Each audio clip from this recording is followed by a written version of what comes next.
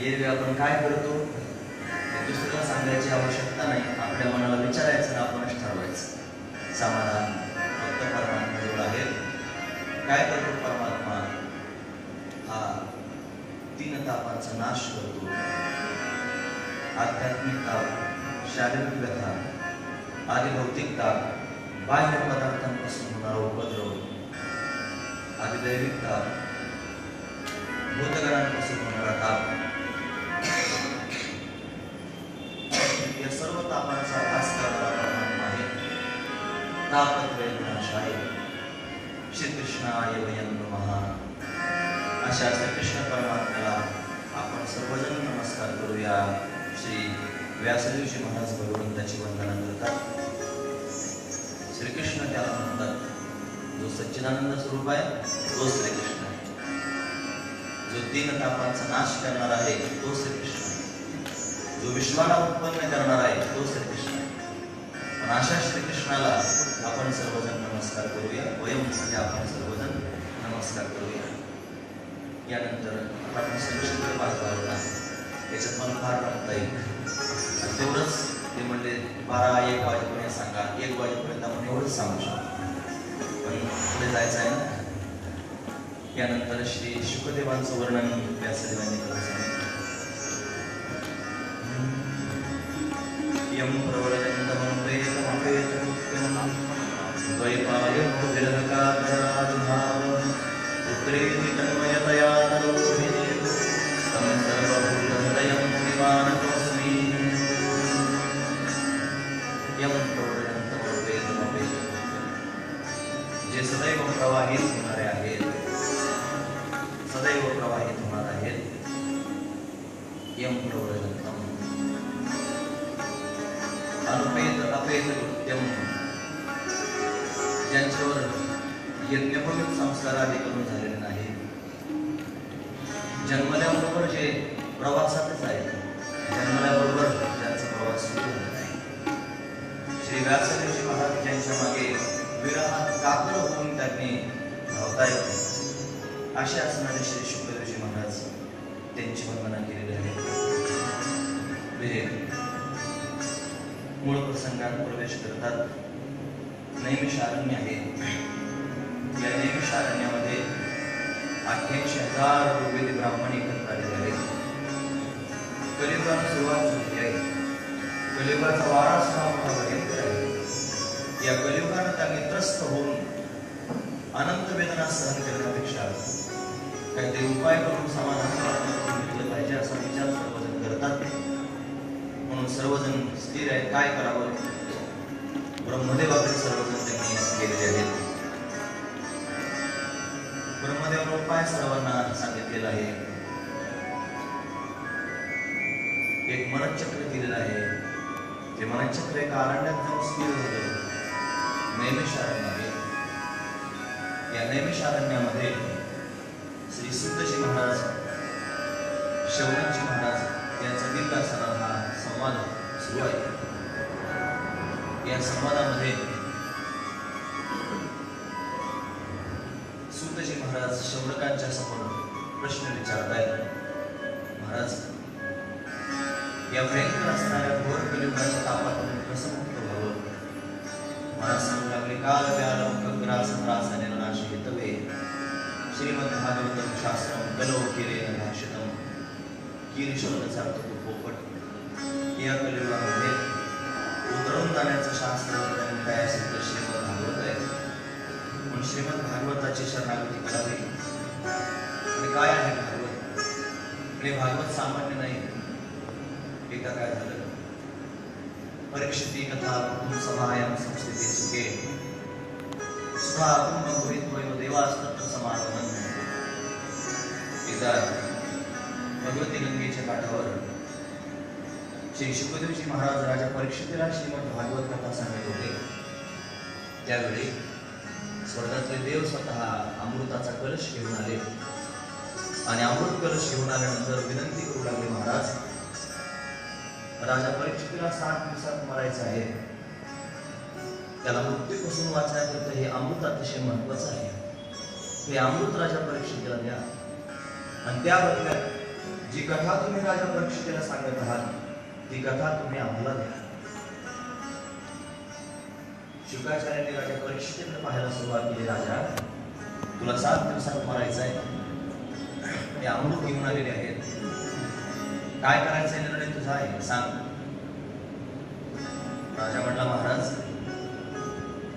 अमृत पिल्याने मी अमर होईल, पण अभयत्व मला प्राप्त व्हायचं नाही. मला अमर होण्याची इच्छा नाही, मला अभय होण्याची इच्छा आहे, भयरहित होण्याची इच्छा आहे. अमृत पिल्याने मी दीर्घजीवी होईल, पण अमृत पिल्याने मी दिव्यजीवी होणार नाही. मला दिव्यजीवी व्हायचं आहे. माणसाने दीर्घजीवी होण्यात काही तात्पर्य नाही. माणसाने दीर्घजीवी होण्यामध्ये काही स्वारस्य नाही. मनुष्य किती काळ जगला याला जास्त महत्व नाही. त्यानं जगून काय केलं याला जास्त महत्व आहे. त्याच्या जीवनामध्ये त्याने काय कर्तव्य केलेलं आहे, काय कर्तव्याने केलेले याला जास्त महत्व आहे.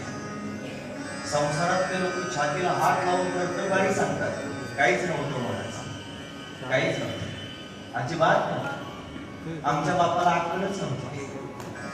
त्याला काही कमवताच आलं नाही. त्याच्या जन्मात त्याच्यासाठी काही झालंच नाही. एक ग्रामीण शब्द सांगू, आमच्या बापाच्या काळात शेळीचं शेपूट सुद्धा नव्हतं. अक्षय ग्रामीण शब्द आहे. हे सुद्धा लोक पुरुषार्थम सांगतात. मग तुम्ही काय केलं? 15 एकर 15 ते पण बागायत घेतल्यानंतर लेवलिंग केली. सगळं 2 विहिरी पाडल्या. तुझा बाप तुझ्यापेक्षा बरा होता.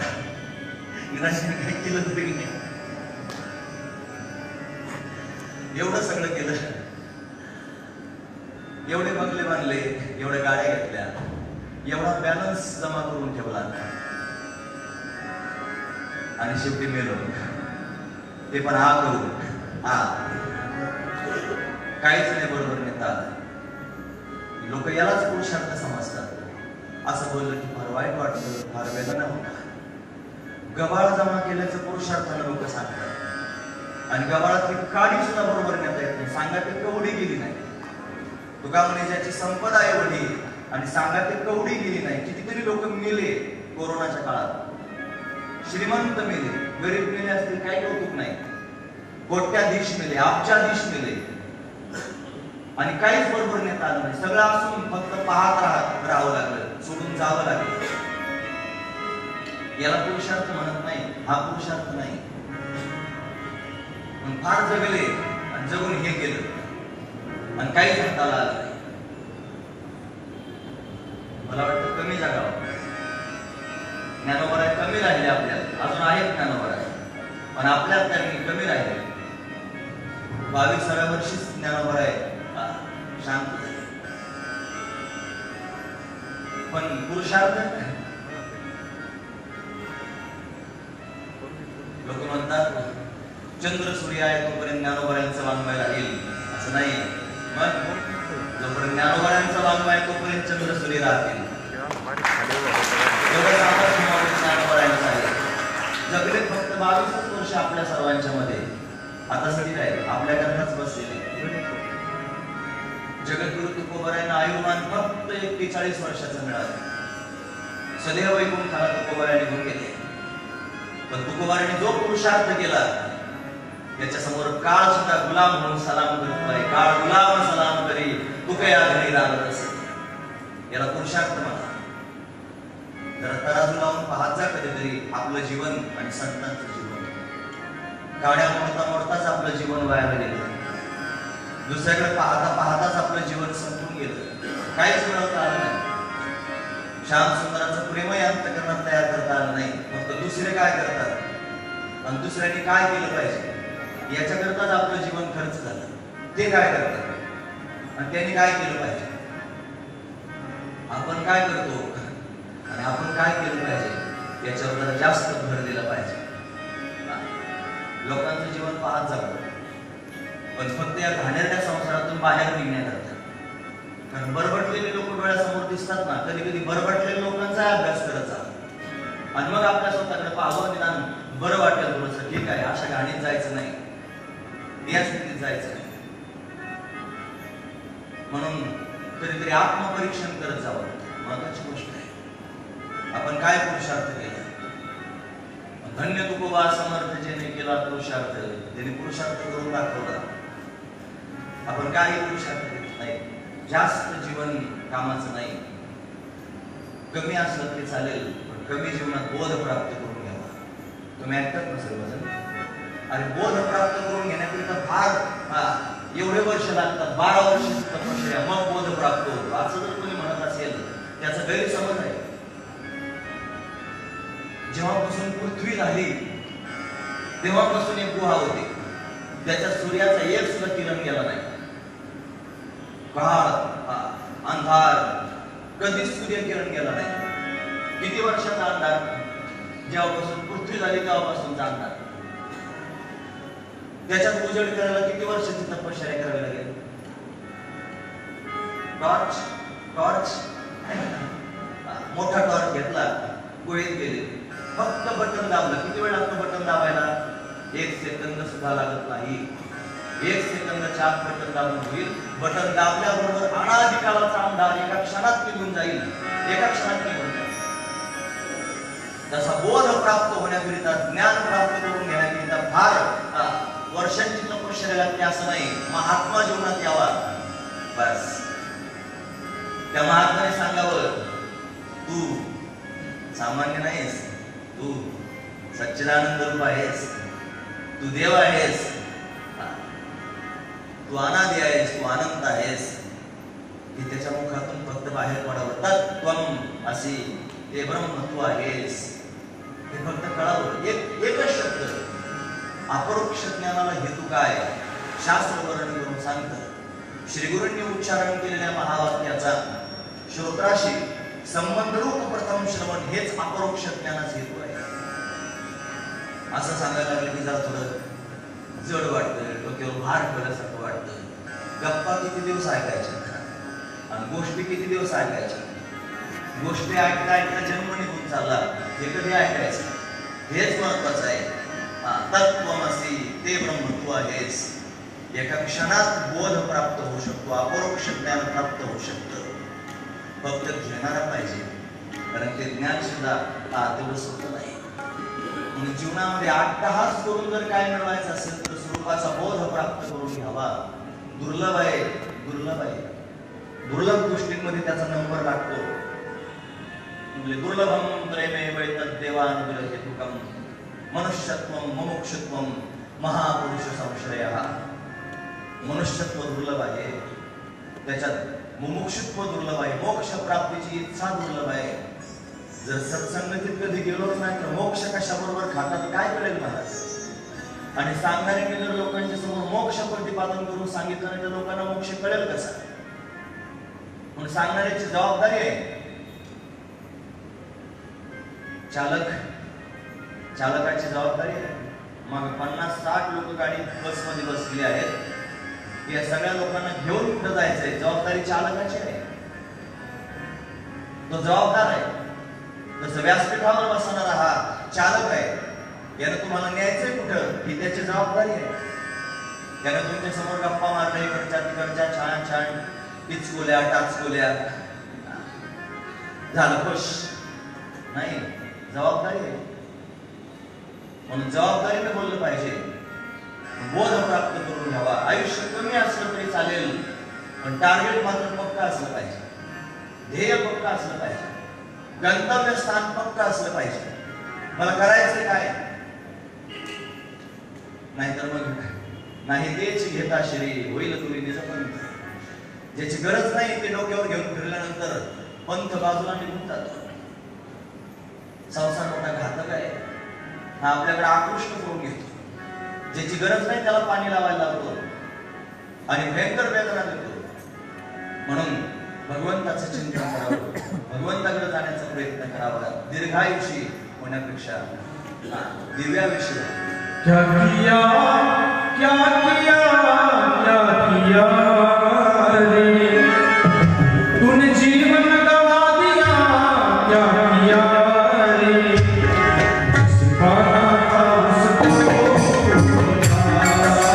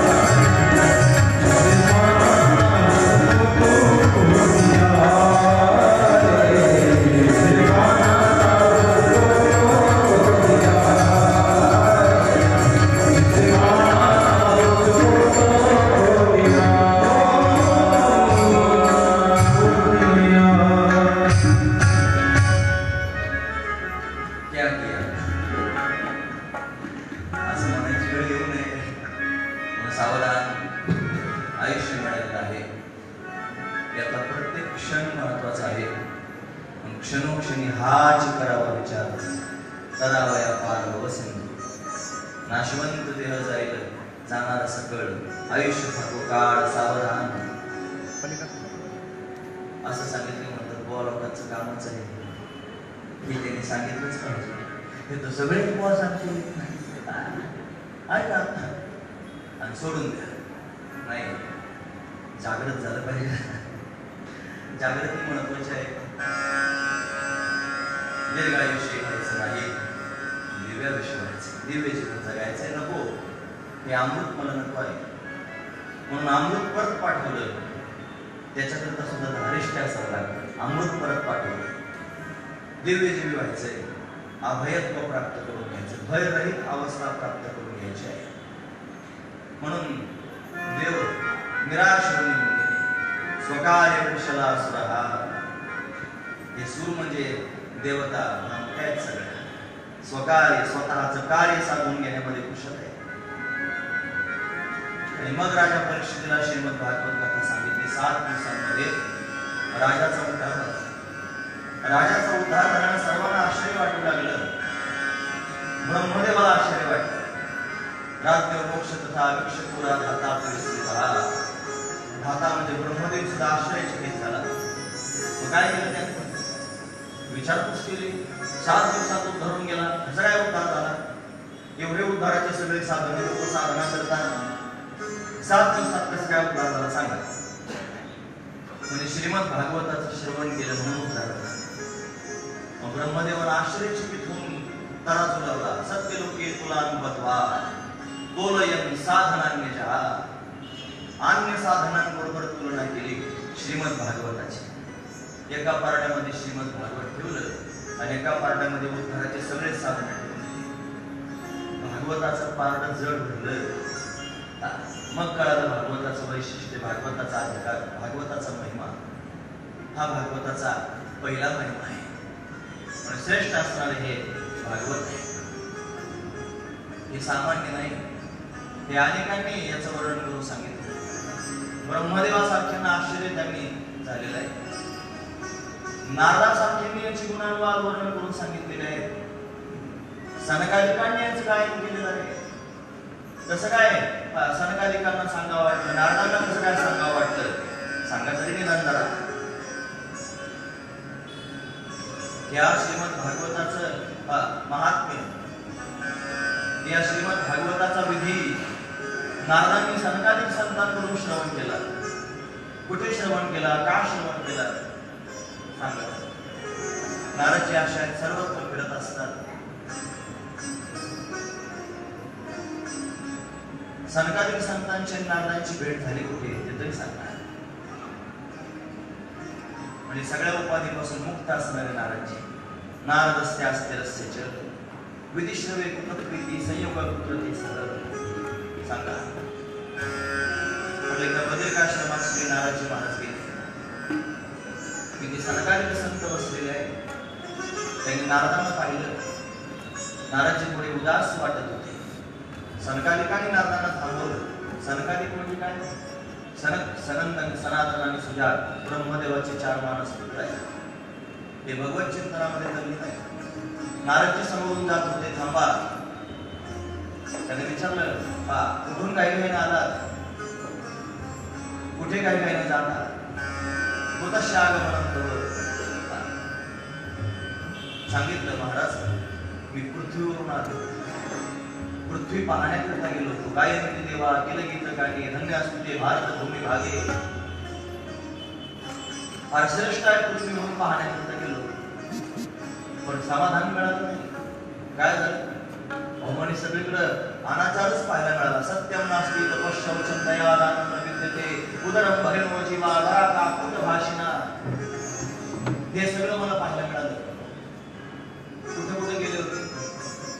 पुष्करांच्या, प्रयागांच्या, काशी, गोदावरी, पुष्कर क्षेत्रात गेलो, प्रयाग क्षेत्रात गेलो, काशी क्षेत्रात गेलो, गोदावरीमध्ये त्र्यंबकेश्वर क्षेत्रात आलो. सगळ्या ठिकाणी फिरलो. समाधान मिळालं नाही. मग असा विचार केला की भगवान श्रीकृष्ण परमात्म्याची लीला असलेली कुठेतरी जावं. पण यमुनेच्या काठावर आलो. पण तिथे एक आश्चर्यच पाहायला मिळालं. तत्र आश्चर्यम मया दृष्टम श्रूयतां तन्मुनीश्वरः. हे मुनीश्वरांनो, तिथे एक आश्चर्य पाहायला मिळालं. काय आश्चर्य होतं? एक तरुण असणारी स्त्री दोन वृद्ध असणाऱ्या पुरुषांना मांडीवर त्यांची मस्तक ठेवून बसलेली आहे. तिच्या अवतीभोवती अनेक स्त्रिया तिची सेवा करतायत. प्रत्यक्ष मुक्ती देवी तिच्या सेवेत आहे. गंगा, यमुना, सरस्वती, त्रिवेणी तिची सेवा करण्यामध्ये रत आहे. ती मात्र फार दुःखी आहे.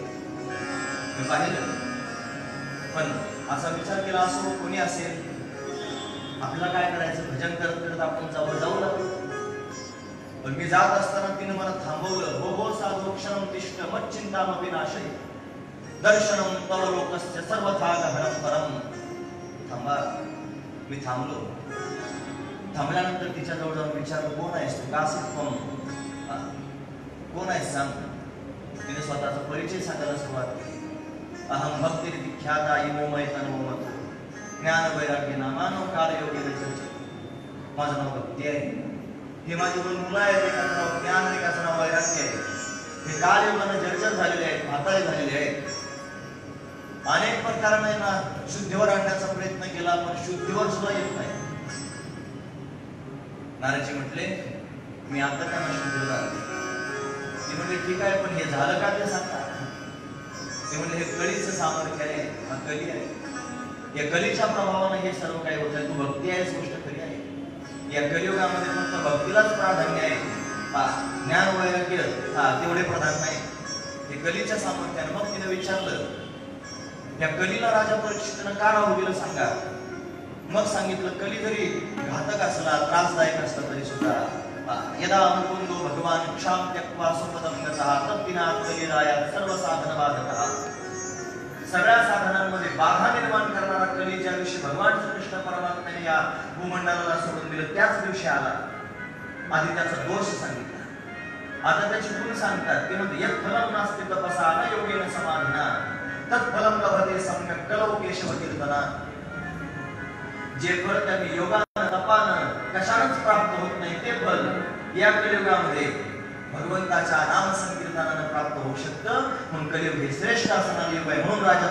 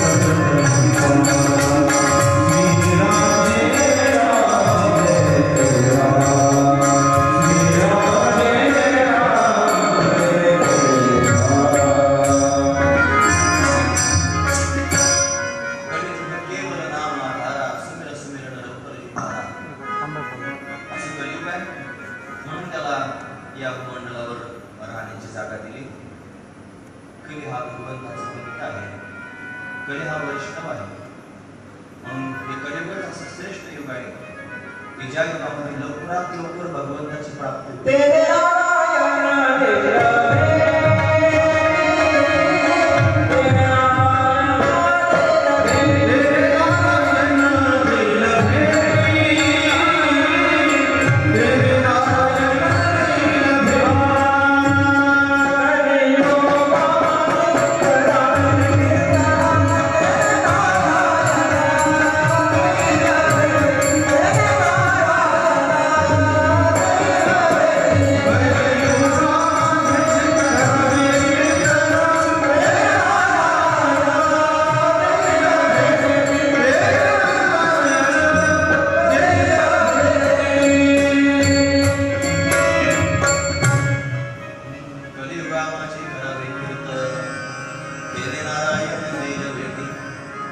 या कलियुगामध्ये जर भगवंताचं कीर्तन केलं, नाम संकीर्तन केलं, अनेक प्रकारचे कीर्तन सगळ्यांना करता येण्यास योग्य असणारं कीर्तन नाम संकीर्तन, तर या कलियुगातच भगवंताची भेट होऊ शकते, भगवंताचं दर्शन प्राप्त होऊ शकतं. म्हणून कलियुग अतिशय श्रेष्ठ आहे. आता यांना शुद्धीवर आणण्याकरिता, पूर्वस्थितीत आणण्याकरिता काय केलं पाहिजे ते सांगा. महाराजजी काही काहीनं ज्ञानवारक यांच्या जवळ गेले, त्यांच्या कानाजवळ त्यांनी बोलायला सुरुवात केली. हे ज्ञान जागा हो, हे वैराग्य, प्रबुद्धता. त्यांनी डोळे उघडावे, परत डोळे बंद करून घ्यावे. मग अनेक प्रकाराने त्यांनी वेद वेदांताचा घोष करून पाहिला. तेवढा पुरतं जागा व्हावं, परत त्यांनी डोळे बंद करून घ्यावेत. तसं कथेमध्ये एक दोन विनोद सांगितल्यानंतर लोकांनी टवकरावं आणि हिताहिताचं सांगायला लागल्यानंतर झोपावं. हे जसं असतं तसंच तिथे होऊ लागलं. नारदांना चिंता वाटू लागली, आता काय करू. नारदांनी भगवंताचं स्मरण केलं. आकाशवाणी नारदजी, सत्कर्म केल्याशिवाय हे शुद्धीवर येणारच नाही. काय सत्कर्म करू? सत्कर्म कशाला मग? पानखोई घालू का, अन्नदान करू का, रक्तदान शिबिरात जाऊ? काय काय सत्कर्म काय करू? तीर्थयात्रा करू? काय करू नेमकं समजेच. म्हणून चिंतातूर असणारे नारदजी संकादिक संतांकडे जाऊन पोहोचले. आणि मग संकादिकांच्या समोर हा संवाद सुरू झाला. संकादिकांनी सांगितलं, चिंता करू नका, माम चिंता गुरुदेवर्षी हर्षे चित्त समाभव उपाय सुखसाध्योत्र वर्तते पूर्वयवही. त्यांना सुखी करण्याचा उपाय आधीच तयार झालेला आहे. आणि काय करावं लागेल? आणि त्यांच्या समोर श्रीमद भागवत सांगावं लागेल. नारदजी थोडे चमकले. तेवढे वा, वेदवेदांताचा घोष केला, एवढं सगळं वर्णन करून सांगितलं, तरी शुद्धीवर आले नाही. तुमच्या भागवताने काय होईल? याला संशय बुद्धी म्हणायचं. कधीच नसतं. संशयामध्ये घोर आणि पाप नाही घोर, जे विनाशाची वाघोर प्राणी असत. संशय घेऊच नाही. आणि निराळ महात्म्यांवर कधीच घेऊ नये. संत महापुरुषांवर संशय घेऊच नाही. लोक त्यांचे धावे मोजायला सुरुवात करतात. संशय, प्रश्नचिन्ह, हे प्रश्नचिन्ह कधीच कोणाचा उद्धार करीत नाही. एक आपण दृष्टांत ऐकतो. एक भोळा बाबा श्रोता गेला, मला पण मंत्र द्या. मग ते म्हणजे याला काय मंत्र द्यायचा? ते म्हणजे मन कांदा मुळा भाजी. आणखी काय काय सांगतात, दो बैगन, कोणती जुडी. म्हणलं बिचारा अतिशय श्रद्धेने, आणि खरोखर त्याला सिद्धी प्राप्त झाली. पाण्यावर तरण तयार झाले, फक्त कांदा मुळा भाजी म्हणून. कांदा मुळा भाजीत ताकद नाही, त्याच्या अंतःकरणात त्याच्या गुरुविषयी असणारी निष्ठा त्याच्यात ताकद आहे. एका गुरुने विचार केला, पोलिसांनी धरूनच नेलं. पेपरला सगळीकडे बातम्या काढल्या. त्यांचा एक शिष्य भेटला मला आता वाईट वाटलं. म्हणलं त्यांची गुरु आहे, सगळीकडे बोलबाला वेगळाच झालेला आहे, याला वाईट वाटत असेल. मी सहज म्हटलं, महाराज काही चिंता करू नका, असेल काही. तो ना महाराज, मला काय चिंता वाटत म्हणे का, मी कोणा व्यक्तीला गुरु समजत नाही. गुरु तत्व समज, तत्वाला गुरु समज. म्हणून माझी निष्ठा गुरुच्या ठिकाणी आहे, व्यक्तीच्या ठिकाणी नाही. गुरुच्या ठिकाणी, व्यक्तीच्या ठिकाणी नाही. जोपर्यंत गुरुला व्यक्ती रूपाने पाहत असाल, उद्धार होऊ शकत नाही. संशय, प्रश्नचिन्ह. मग गुरुची पण मोजायला सुरुवात करायची. कधीच उद्धार होत नाही. कोणताच मंत्र फळाला येणार नाही, कधीच येणार नाही. हजारो मंत्र त्याच्याकडून घेतले आणि हजारो प्रकारची साधना घेतली, फळाला येणार नाही. म्हणून त्याचं नाही मोजायचं, आपलं मोजायचं. संशय कठीण आहे. म्हणून संतादिकांच्या शब्दांवर हो म्हणे वेदांताचा घोष केला, एवढं सगळं केलं तरी पण उद्धार ते जागृत होत नाही. भागवताने काय केलं? हो हो हो, भागवत काय सामान्य आहे काय? अरे वेद उपनिषद सारा जाता भागवती कथा अत्युत्तमा ततो भाती.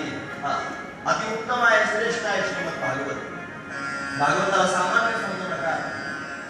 संकाधिक हे संत आहेत. ऐकतात ना तुम्ही सर्वजण? महत्वाचा मुद्दा सांगतो. तुम्ही जर एखादी गोष्ट आदराने प्रेमाने एखाद्याला सांगायला लागले आणि समोरच्या माणसानं तुमच्यावर केलं तर तुम्हाला तुला काय करायचं जाळ करत सांग. आपण एका शब्दात त्याचा कार्यक्रम करून टाकतो. पण ते संत आहेत. काय ते संत आहेत. म्हणून संत हृदय नवनीत समाना कहा कभी न तरी कहे न जाना. त्यांच्याकडे एक औषध आहे आणि फार कडू औषध आहे. या औषधाचं नाव आहे क्षमा. जगामध्ये सगळ्यात कडू औषध जर काय असेल तर क्षमा. ज्याला क्षमा करता आलं संताची जाना जगी.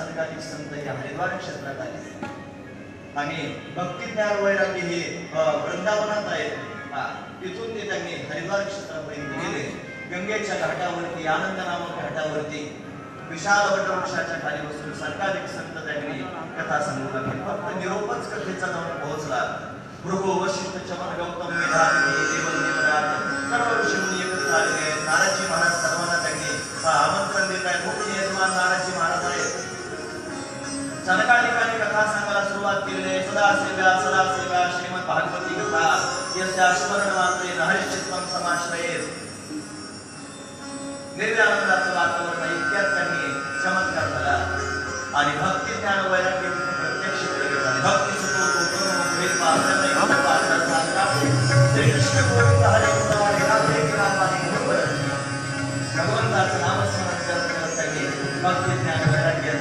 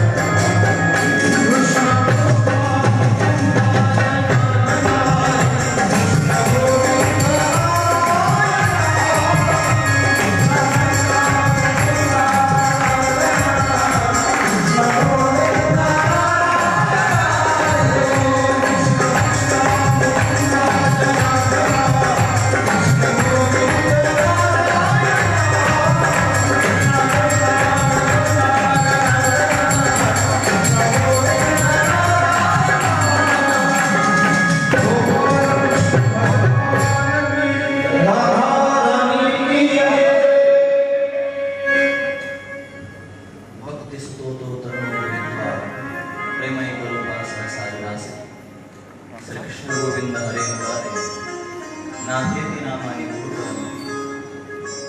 भक्ती ज्ञान वैराग्य तरुण स्थिती प्राप्त होऊन भगवती गंगेच्या काठावर आलेले आहेत. फक्त भागवताचा निरोप मिळाला तरी भक्ती ज्ञान वैराग्याला समाधान प्राप्त झालं. हा भागवताचा दुसरा महिमा आहे. नाताना मोठं आश्चर्य वाटतं, महाराज फक्त भागवताचा महिमाच ऐकला, अजून भागवत ऐकायचे तरी भक्ती ज्ञान वैराग्य समाधानी झाले. पण भागवत ऐकल्याने काय होतं ते सांगा. या भागवताच्या श्रवणानं काय फरक? यत्र वर्णास्मधर्मेण सत्य सत्कर्म तत्परः आत्मदेव पुरे तस्मिन् सर्व वेद विशारदा. त्याच्याकरिता द्वितीय किंवा भास्करः असं वर्णन. तुंगभद्रा नदीच्या काठावर एक उत्तम नावाचं नगर आहे. त्याच्यामध्ये आत्मदेव नावाचा एक ब्राह्मण राहतो आहे. त्याच्या पत्नीचं नाव धुंदुली आहे. संपन्न असणारा श्रीमंत असणारा ब्राह्मण आहे. कर्मधर्म संयोगानं प्रारब्धवशात संतती प्राप्त झाली नाही म्हणून दुःखी आहे. काय करावं? एक दिवशी दुःखानं तुंगभद्रेच्या काठावर जाऊन बसला होता. एक संन्यासी आला. संन्याशानं ब्राह्मणाचं दुःख पाहिलं, विचारलं काय तुला होते सांग. त्यानं सांगितलं महाराज सर्व काही आहे.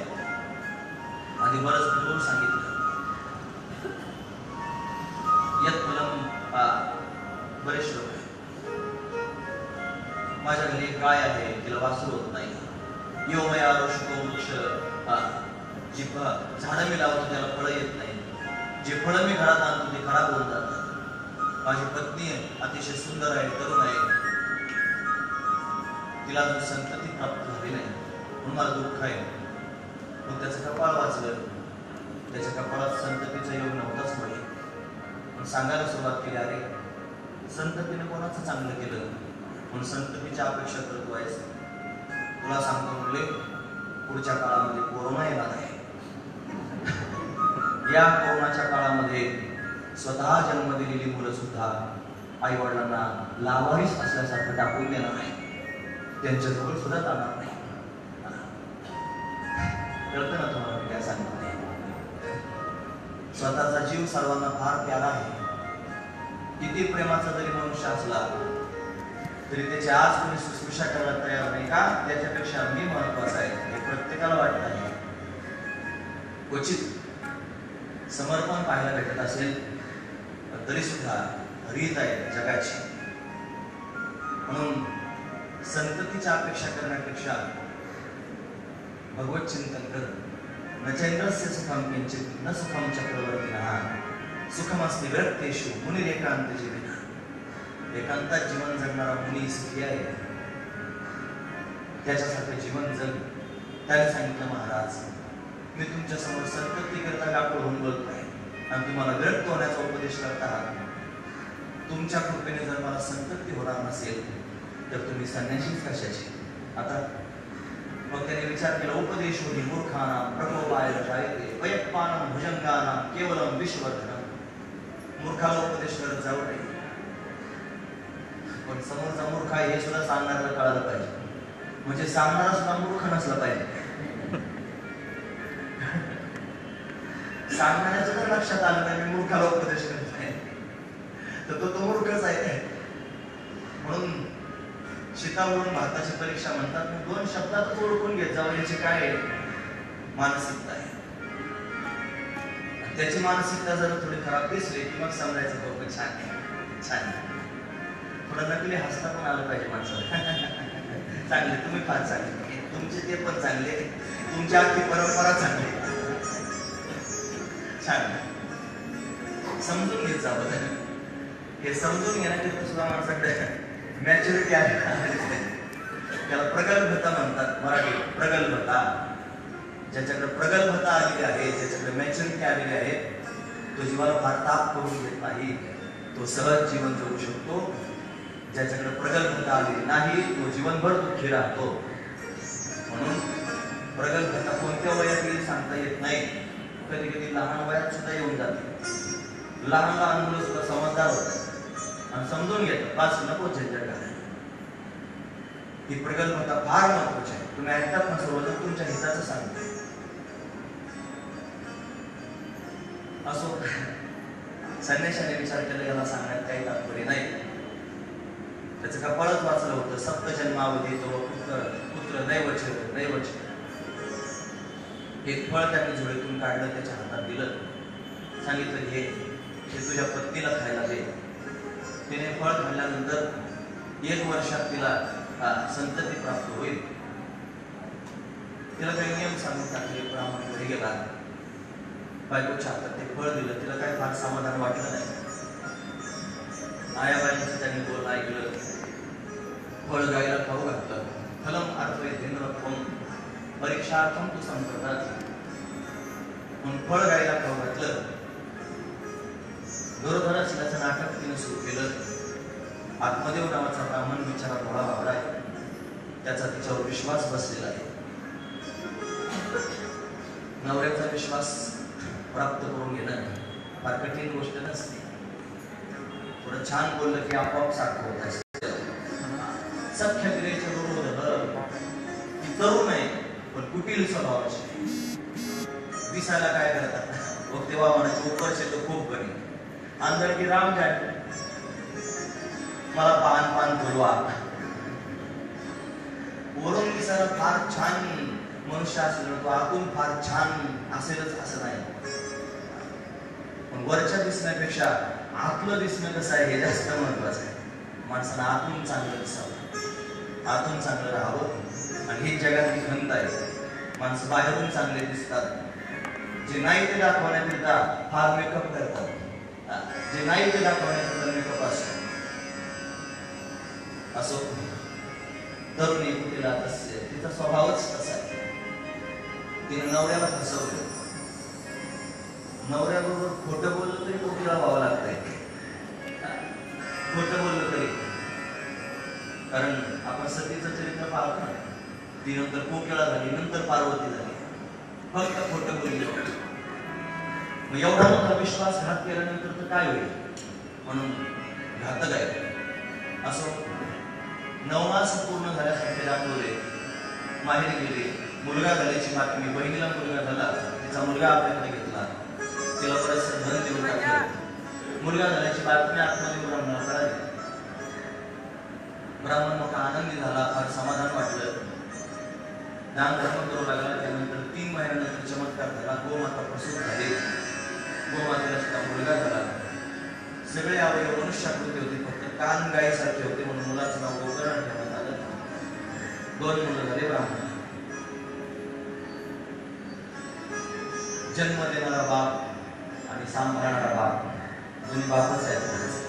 धर्मपिता काय म्हणायचं, धर्मपिता. गोकर्णाचा यज्ञोपवीत संस्कार आधी करून झाला आणि आत्मदेव ब्राह्मण केला म्हणून धर्मपिता. आता आपण पीठावर यज्ञोपवीत संस्कार केले ना, सगळ्यांना गायत्री उपदेश केला. यज्ञोपवीत संस्कार झाले. जवळजवळ 100च्या दरम्यान आकडा गेला. एवढ्या लोकांना धर्म महत्वाचाच आहे. आपण तो सांभाळा पाहिजे. म्हणून उपनयन करणारा जो असतो, गायत्री उपदेश करणारा जो असतो, त्याला पिता म्हणतात. बाप, धर्माचा बाप. म्हणून धर्मपिता. दोन्ही मुलं तरुण आहेत, मोठे होऊ लागलेले आहेत. पण एक वाईट मार्गाला गेलेला आहे, एक अतिशय सात्विक आहे. गोकर्ण पंडित ज्ञानी, धुंदुकारी महात्मा. गोपूर्ण मोठा पंडित झाला, ज्ञानी झाला आणि धुंदुकारी फल झाला. धुंदुलीला बहिणीचा आणलेला जो मुलगा त्याचं नाव धुंदुकारी ठेवलं होतं आणि गायीला झालेल्या मुलाचं नाव गोकर्ण ठेवलं होतं. सगळ्यांनी कथा ऐकली. नंतर यानं वाईट वागायला सुरुवात केली. त्याच्या वागण्यानं त्यांनी आई वडील त्रस्त झाले. एकदा बापच त्यानं माझा शब्द हाताखालून काढला. बापाने मार खाल्ल्यानंतर मग त्याला कळालं की याच्यात काय नसतं, कोणी कोणाचं नसतं. मग बाप बघायला लागला. परत जंगलात जायची तयारी. मग गोकर्णानं समजून सांगितलं. गोकर्ण गीतावरून करून सांगितले आणि मग कळालं वैराग्य धारण केलं पाहिजे. मग संन्याशाने काय सांगितलं होतं, पण लाभ खाल्ल्याशिवाय जमलं नाही ना.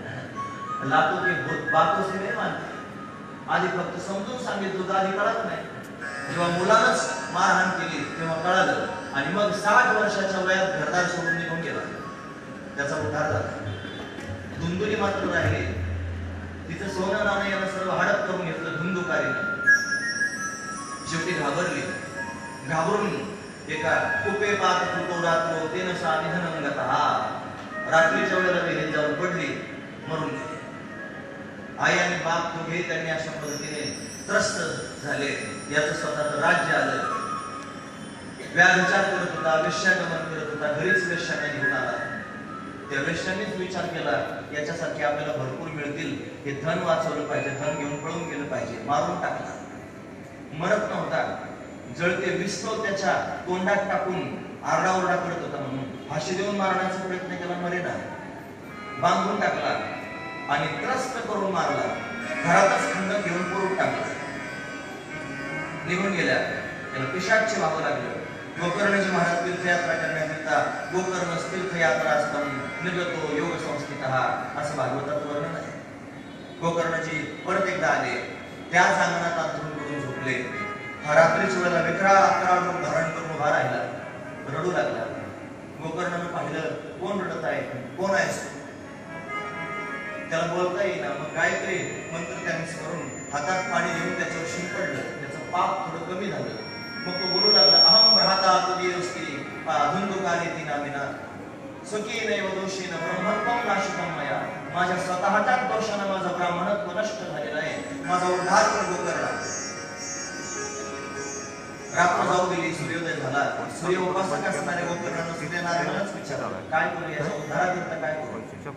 सांगितलं, श्रीमद भागवतात मुक्ती सप्ताह वाचनम गुरु इति सूर्यवचः सर्वे धर्मरूपं विशुद्धम. सूर्यनारायणाचं ते वचन सर्वांनी ऐकलं. या धुंदुकारीच्या उद्धाराकरता श्रीमद भागवत कथा सांगायला सुरुवात केली. 7 दिवसापर्यंत कथा सांगायची आहे. आसन घातलेला आहे. तो आसनावर येऊन बसू लागला, पण सोसाट्याच्या वाऱ्यानं आसन उडून जाऊ लागलं. वायू असणारी पिशाच्य योनी आहे. काय करावं? एक बांबू आणला, 7 गाठीचा बांबू. त्या बांबूच्या पोकळीत त्यांनी त्याला बसण्याकरिता सांगितलं. बांबू समोर रोवलेला आहे. 1 दिवसाची कथा झाली. कडकड कडकड आवाजून एक गाठ घेतलेली आहे. 7 दिवसाची कथा झाली. बांबू दुभंगला. त्या बांबूतून दिव्य असणारा पुरुष प्रगट झाला. त्याने गोकर्णाला नमस्कार केला. त्याला घेण्याकरिता विमान आलं. भगवंताचे पार्षद आले. त्याला घेण्याकरिता घेऊन जाऊ लागले. गोकर्णानं थांबवलं. थांबा. एवढे सगळे ऐकणारे श्रोतारो मम निर्मला, निर्मल असणारे श्रोते माझ्या समोर बसलेले आहेत. एकाच वेळेला सगळ्या लोकांनी विमान का आलं नाही, एकालाच विमान का घेऊन आले? त्याने सांगितलं, श्रवणस्य विभेदेन फलभेदोक्त संस्थितः. सगळ्यांनी ऐकलं, पण याच्यासारखं नाही ऐकलं. याने कसं ऐकलं?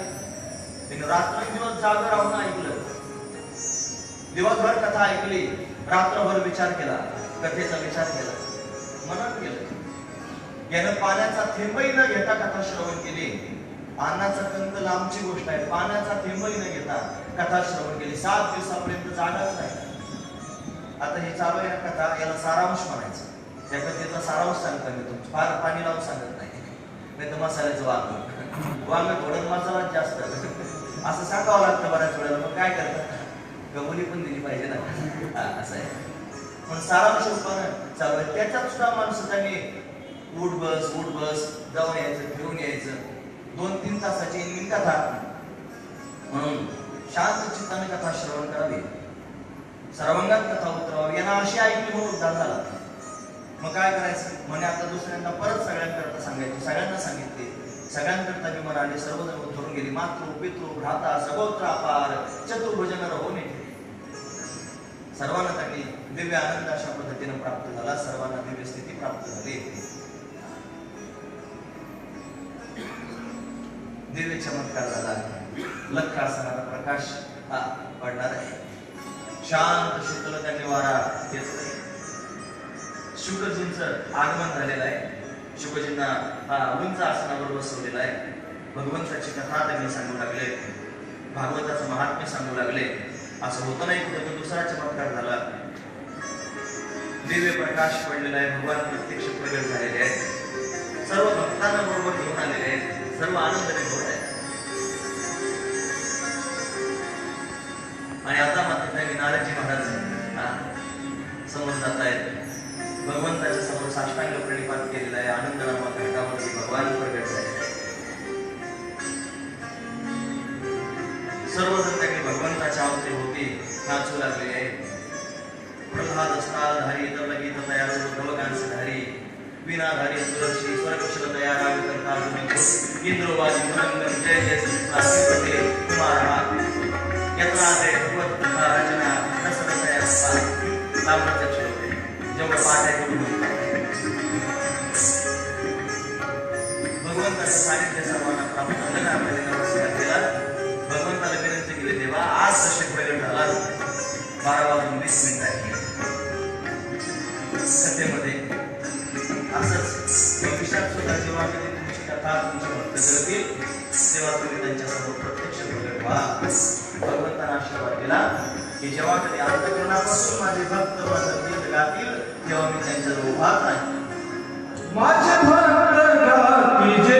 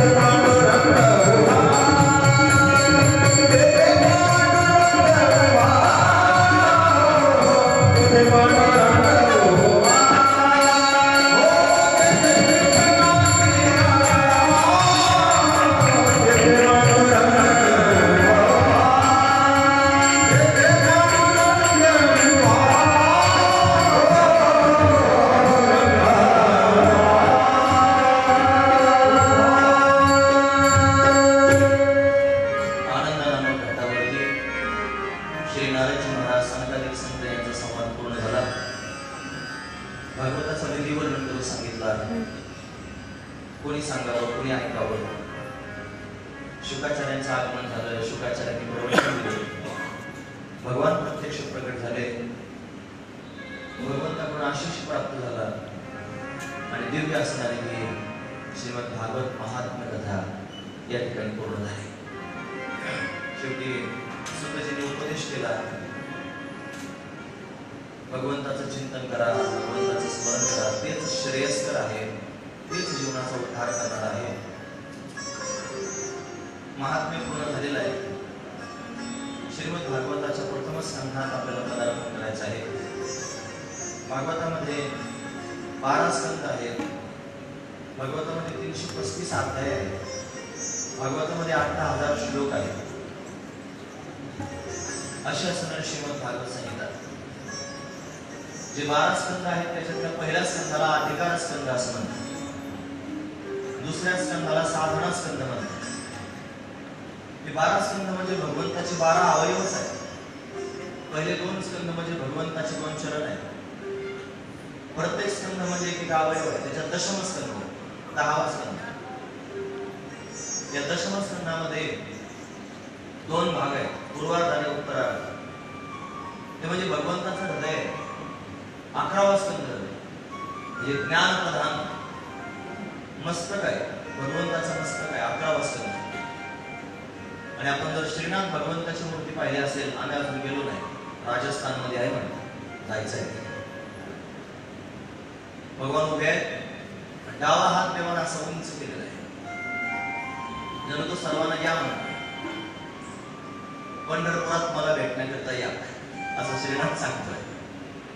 कारण तो विटेवरती उभा आहे, भक्तांकरताच उभा आहे.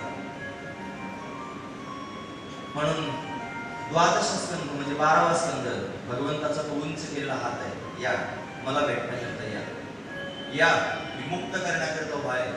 या सगळे पाप ताप घालवण्याकरता उभा आहे. या सगळ्या जगाने फसवलं, कोणी विश्वासघात केला तरी मी कोणाचा विश्वासघात करीत नाही. या मला शरण या असं सांगण्याकरता हात उंच केलेला आहे. बोलावतोय, हरी पालावतोय. द्वादश स्कंद 12वा स्कंद. आणि लक्षात ठेवा, चोरासारखं जीवन जगा. चोर कसा भांगता असतो ना, आपल्यातच राहतो. बघा तुम्ही, भुरटे चोर मोठे मोठ्या चोरांचं नाही सांगा, भुरटे ते त्या घरात आधी चक्रा मारतात. ज्या घरात चोरी करायची ना त्याच्यात आधी चक्रा मारतात. त्या लोकांबरोबर छान छान बोलतात सुद्धा, पण बोलता बोलता बघून घेतात काय काय नेण्याजो काय नाही, काय काय उचलायसारखं. याला उचलाय म्हणायचं. काय उचलून घेता येईल, खिशात घालण्यासारखं काय, पिशवीत घालण्यासारखं काय, गोणीत घालण्यासारखं काय, असं सगळं ठरवून घ्यायचं मनातली मनात. आणि सगळं झाल्यानंतर यायचं कुठून, जायचं कुठून, आधी प्लॅन केलं पाहिजे ना महाराज सगळा. आणि मग पुढचा कार्यक्रम राबवला पाहिजे. असा चोर जो बाहेरून चांगला दिसतो, छान छान दिसतो, पण पोटात भांगटा असतो ना, असं चोरासारखं जीवन जगलं पाहिजे. त्याच्या मनात एक आणि बाहेर एक जसं असतं ना, तसं आपल्या मनात देव ठेवला पाहिजे. आणि इमानदारीनं देवाला आपलं म्हणलं पाहिजे. बाकीच्या लोकांबरोबर फक्त वागलं पाहिजे. तुम्हाला काय वाटत असेल वाटू पडतं, मला काही तुम्हाला काय वाटतं याच्याशी मला काही जास्त फरक पडत नाही. पण मला असं वाटतं जे मी करण्याचा प्रयत्न करतोय तुमच्या समोर सांगतात, हा भामटेपणा आहे. आतमध्ये त्याला गच्च धरून ठेवावं, त्याला म्हणत राहावं तुझ्याशिवाय कोणीच नाही. असं काही भामटे पाहायला कळत. देवावर हात ठेवून शपथ घेतात, देवावर हात ठेवून. पण देवाला जे सांगतात, देवा खोटी शपथ घेणार नाही. देवावर हात ठेवायच्या आधीच म्हण, देवा मी खोटं बोलणार का आता, हे बघा हे म्हणतंय शपथ घेऊन घेणार आहे, पण खोटी शपथ घेणार आहे. इतके भामटे संसारात इतके भामटे होते.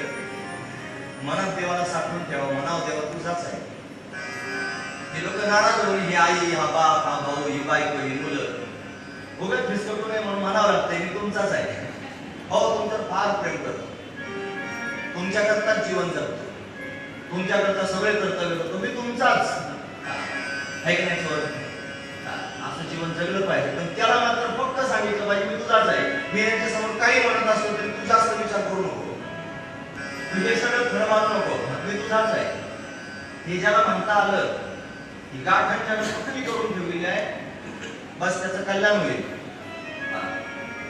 पडतंय माझं म्हणणं. नाही तर बाहेरच्या लोकांना जर म्हणत असाल मी तुझाच, देव धर्म फक्त दाखवायला, मी फक्त तुझाच, मग त्याला दुसरी कोणती गती असणार आहे. आणि संसारिक लोकांना काय गती मिळेल, कोणत्या गतीला संसारिक लोक जातात, फार शहाणपणा करतात, फार शहाजूक, अतिशहाजूक. मी म्हणजे काहीतरीच, तू काय, तू काय. तुला पहिल्या श्वासापासून शेवटच्या श्वासापर्यंत फक्त मिळालंय काहीतरी जीवन. आणि हे भगवत प्राप्तीचं मिळालंय. त्याचा प्रत्येक श्वासाश्वासात भगवंताचं चिंतन केलं पाहिजे. आणि अंतःकरणामध्ये भगवंताचंच एकमेव स्थान तयार केलं पाहिजे. अंतःकरणात मंचक करून ठेवलं पाहिजे. त्या मंचकावर फक्त श्याम सुंदरच बसला पाहिजे, दुसरं कोणीच नाही बसलं पाहिजे. ज्याच्या अंतःकरणात फक्त श्याम सुंदर बसलेला आहे तोच संसारी धन्य आहे, इतर धन्य नाहीत महाराज. म्हणून संसारातल्या लोकांबरोबर वागायचं. विवाह केला पाहिजे ना. विवाह कशा करतात, भोगा करता नाही, योगा करतात. योग म्हणजे जोडणे, परमात्म्याशी नातं जोडण्याकरिता विवाह शास्त्राने सांगितलं आहे. संसार थाटून त्याच्यात शिंदी सगळं बोलण्याकरिता नाही. कळताना पण मी काय म्हणतो ते कळण्यासारखंच बोलतोय. बऱ्याच वेळेला कळून लोक कळून घेत नाही, कळतं पण कळून घेत नाही, नाही कळल्यासारखं दाखवत. महाराज जरा जणच वाटतं थोडं, तुला सगळं कळतं, तुला सगळं कळतं, पण शहाजूकपणा अडवाय फार शहाजूक. म्हणून चोरासारखं जीवन जगावं, भगवंतालाच आपलं तू बोलावतोय त्याच्याजवळ जावं. त्याच्याजवळ जाण्याकरिता जीवन आहे. आणि जो त्याच्याकडे जाण्याकरिता निघाला तोच अधिकारी होऊ शकतो, दुसरा नाही होऊ शकतो. अधिकार असतो. प्रथम स्कंदात आपण पदार्पण करतो, अधिकार असतो. आणि अजून एक लक्षात ठेवा, मी तुमच्या समोर कितीही शहाणपणा सांगितला, मी तुमच्या समोर कितीही छान छान बोललो, तर मी तुम्हाला फसवू शकतो. तुम्ही भोळे भागले आहात, फार भोळे. मी तुम्हाला फसवू शकतो, पण त्याला नाही फसवू शकत. हे लक्षात ठेवा. त्याला नाही, कोणी किती शहाणगीर असू द्या, तो किती मोठा खेळाडू असू द्या, तो सामान्य नाही. तो काही पण करू शकतो. त्याने हत्तीच्या पिलाचं नाव अश्वत्थामा ठेवलं होतं, ध्यानात ठेवा. त्याने हत्तीच्या पिलाचं नाव अश्वत्थामा ठेवलं होतं. त्याने रणांगणात टिकटीची पिलं घंटी खाली वाचवले होते, लक्षात ठेवा. तो काही पण करू शकतो, तो काही पण करू शकतो. पण मला माहिती आहे, मी साऱ्या जगासमोर भामटेपणा करील, त्याच्या समोर कसा करू? माझ्यासारखे भामटे कितीतरी खाल्ले त्याने आतापर्यंत, त्याच्या समोर कसा भामटेपणा करू? पण माझा भामटेपणा त्याच्या समोर चालणार नाही. मी काय वागतो आहे, मी काय जगतो आहे, मी काय करतो आहे, हे सगळं त्याला दिसतं आहे आणि त्याला सांगूनच जगतो आहे. पण माझ्याकडे पाहून कोण काय विचार करतो आहे त्याच्याशी मला काय कर्तव्य नाही. मी ज्याच्याशी नातं जोडलेलं आहे त्याच्याशी जोडलेलंच आहे आणि त्याला सांगून माझं जीवन जसं जगायचं तसं मी जगतो आहे. फक्त मला तुम्हाला निरोप द्यायचा आहे की तुम्ही सुद्धा असंच जीवन जगा. नातं जर जोडायचं असेल तर त्याच्याबरोबरच जोडा, कारण शेवटचा श्वास संपल्यानंतर यातलं कोणतंच नातं तुमच्या बरोबर येणार नाही, तोच तुमच्या बरोबर येईल, याच्याशिवाय पर्याय नाही. अंतकाळीचा सोयरा तुका म्हणे विठू धरा, त्याच्याशिवाय पर्याय नाही. आणि हे त्याला माहिती आहे, म्हणून तर हात तुमचं करून सांगतो, या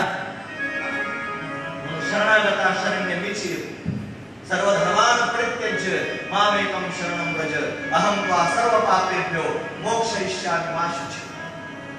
चिंता करू नका, सर्वस्वाचा त्याग करून मला शरण या.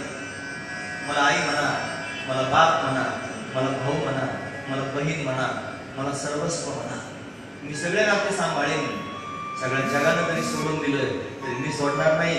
या तो उंच केलेला हात तेच सांगतोय, तो 12वा स्कंध तेच सांगतो, या.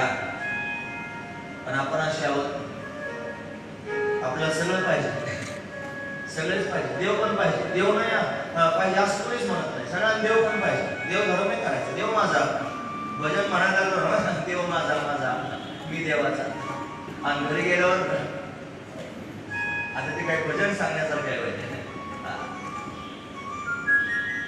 पण रियालिटी वस्तुस्थितीमध्ये हेच महत्वाचं आहे. आता हे काय भागवतात नाही आलेलं, जी बडबड मी करतोय मोगम मोगम मोगम नाही, प्रॅक्टिकल आहे. हे प्रॅक्टिकल आहे, बावळटपणा समजू नका. प्रॅक्टिकल सांगतोय. पोथ्या 1000 वाचल्या आणि फार प्रक्रिया पाठ केल्या आणि देवाला माझं म्हणता आलं नाही, काहीच नाही करता आलं. कोण तुमच्या पोथ्यांना विचारतो, कोण तुमच्या विद्वत्तेला विचारतो? तुम्ही किती पोपटासारखे बोलता, किती छान लोकांना रंगवता, कोण खातो तुम्हाला? भाग आहे, बोर्ड बघा साऱ्या वृंदावनात, सारे सारे सांगणारेच, जिकडे पाहा तिकडे कोण खातो? वागणाऱ्याला महत्व आहे ना, काय वागायचंय प्रॅक्टिकली ते जास्त महत्वाचं आहे. बऱ्याच वेळेला हे पोथीत नाही सापडायचं, हे प्रॅक्टिकल आहे.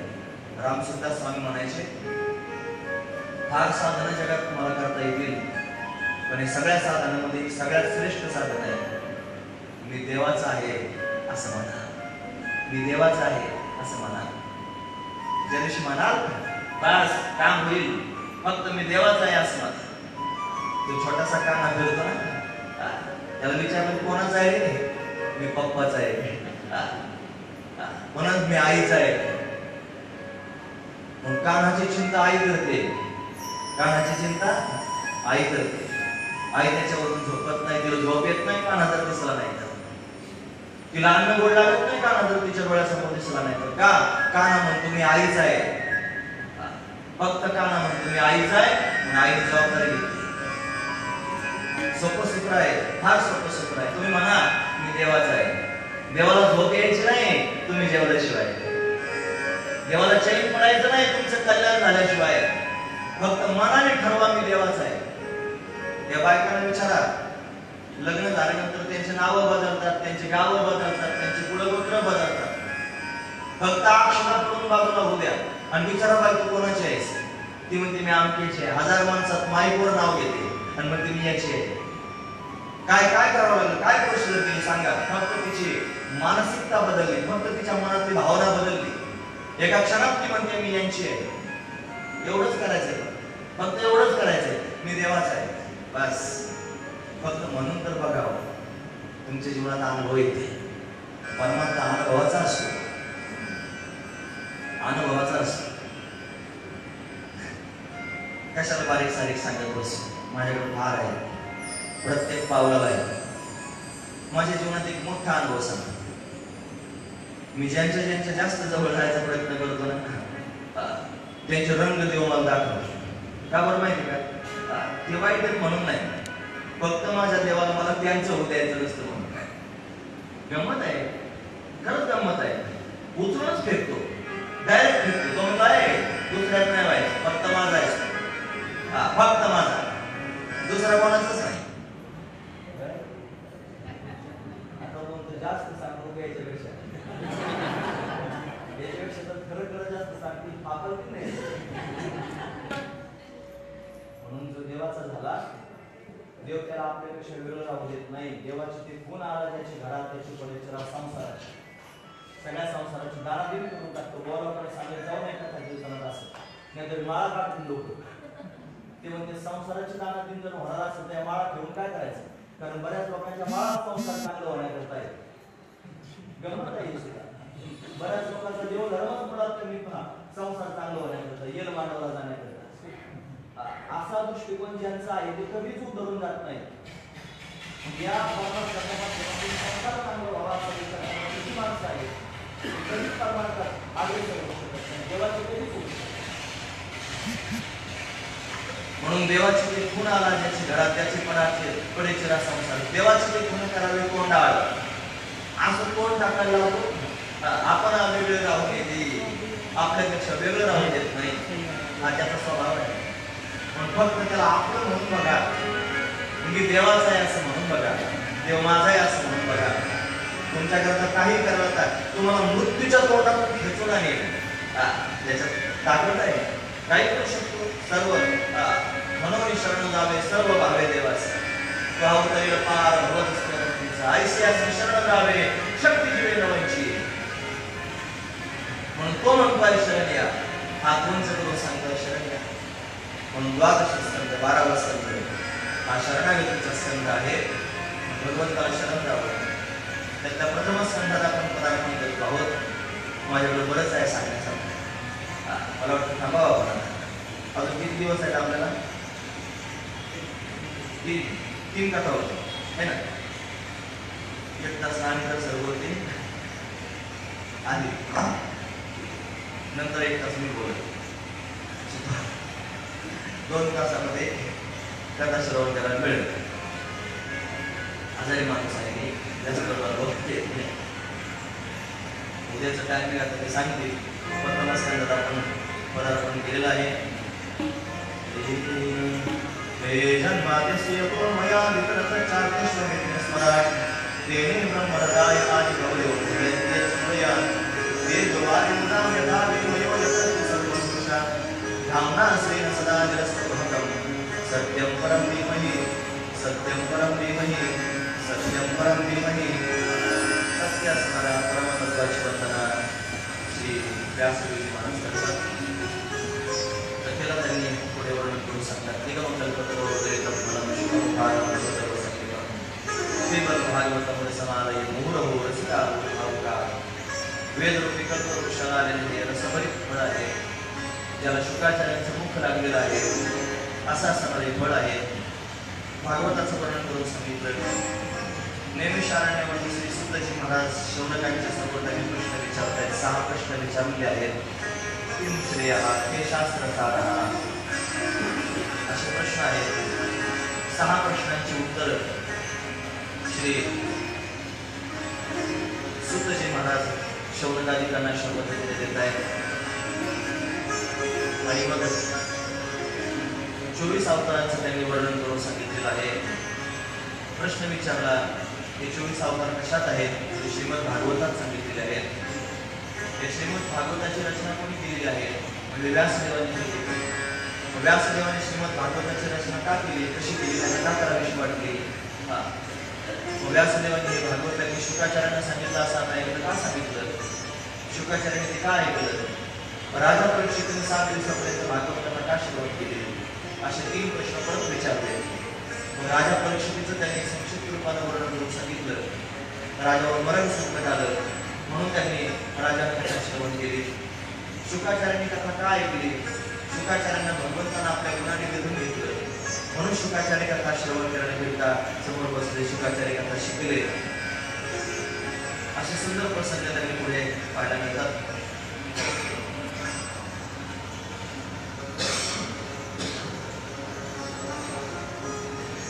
अधिकार संघ त्यालाच म्हणतात. राजा परीक्षित अधिकारी आहे आणि त्याने कथा श्रवण केली. 7 दिवसामध्ये त्याचा उद्धार झाला. त्याचा थोडासा विस्तार आपण त्याच्या सत्रात करून पुढील प्रसंग पाहूया. आता इथेच विराम पावते. 7:12 वाजून गेलेले आहेत. तुमचं जास्त जीव घेणं चांगलं नाही. तुम्ही ऐकलं म्हणजे सांगतच राहिलं पाहिजे असं नाही. थोडं थोडं ऐका.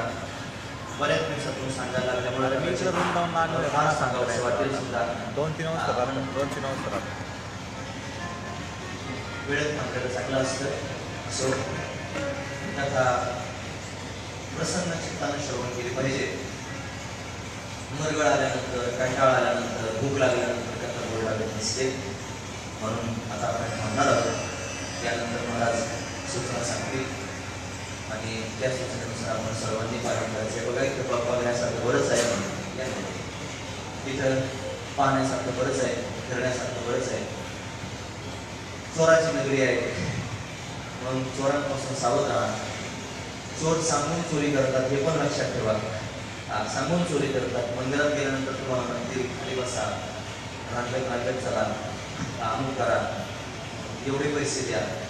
तुम्हाला इच्छेला वाटेल तेवढाच दान धर्म करा. बळजबरीनं दान धर्म त्यांनी करायचं काही काम नाही. इच्छा वाटेल तेवढा दान धर्म तुम्ही नक्की करा. देवाने पण दिले. इच्छेनुसार दान धर्म करा. जपून राहा.